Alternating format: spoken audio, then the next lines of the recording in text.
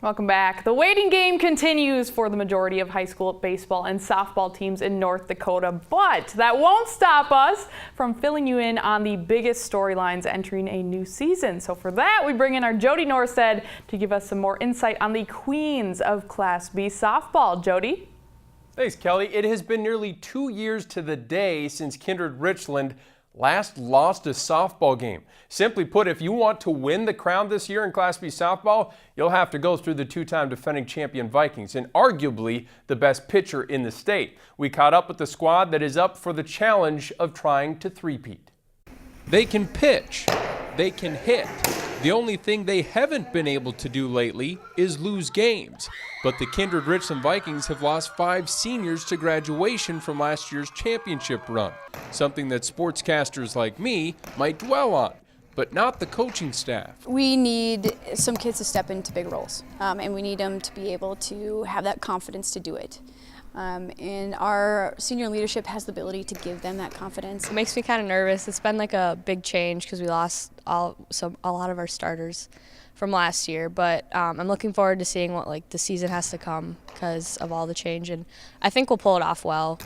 We work really good together, and we're a good team, and we're family, so I think we'll be all right. The steadying force for the Vikings will be found in the strong right arm of returning All-State pitcher Teresa Clinert, who's ready to step forward into a leadership role. It's a really fun group of girls this year. I like being around all of them, so it's pretty easy to be a leader around them because they're just such a fun group of girls, and they're great to be around, and they all work hard, which is amazing to have on a team.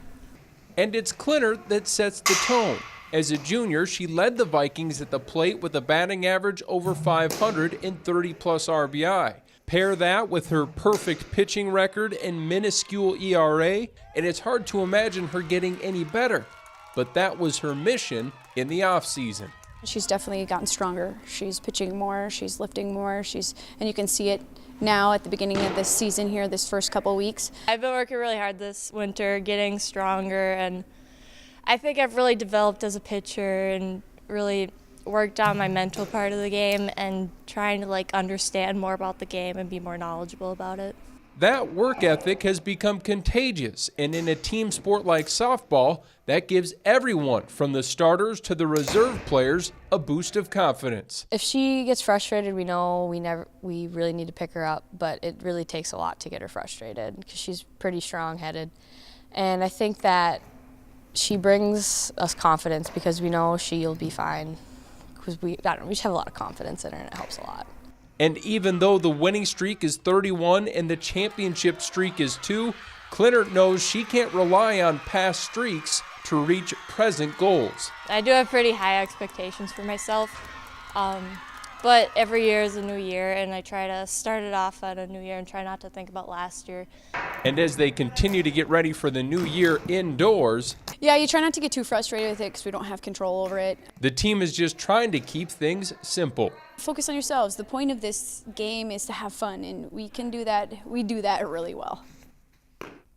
Right now, no one's really having fun. Of course, winter is still around here in North Dakota, so teams just trying to get games in if they can. Central Cass has a turf field, one of few in Class B, so we'll see what happens. That has been the challenge so far, Kelly. Yeah, it's been an absolute nightmare for teams up there, but I heard that they had some games last night out in Bismarck, and that has to give you a little bit of hope.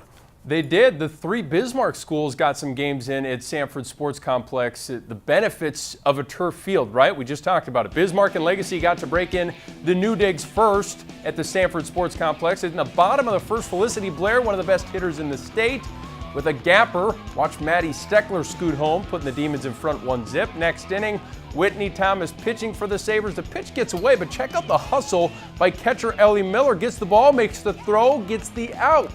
Just the way they drew it up. To the third, Demons up 3-0, bases loaded. Macy Wetch sends the snowball deep to left center, nearly hits a grand slam. It goes off the fence, 2-run score for a 5-0 lead. The Demons go on to win it 13-2. Century, my preseason number 3, won the next 2 games on the new turf by defeating Bismarck and Legacy. Like we mentioned earlier in the show, it's of course the late signing period for basketball. Cheyenne senior guard Zach Westfall made his news official today Westfall is headed to Minnesota Crookston next year to play for the Golden Eagles. He ranked third in the EDC in scoring, averaging just under 20 points per game. Westfall is the first player from the Cheyenne basketball program to sign with the Division II program. He helped lead the Mustangs to a runner-up finish at state. Kelly, that's a wrap. Hopefully we get some more baseball and softball games in tomorrow. Back to you. I hope so too. Thank you so much, Jody. Great work on that, per usual. When we come back, we'll take it to the Oval. Our track and field expert, Alex Heinert, joins me from Grand Forks to preview the outdoor prep season in South Dakota. Stay right here.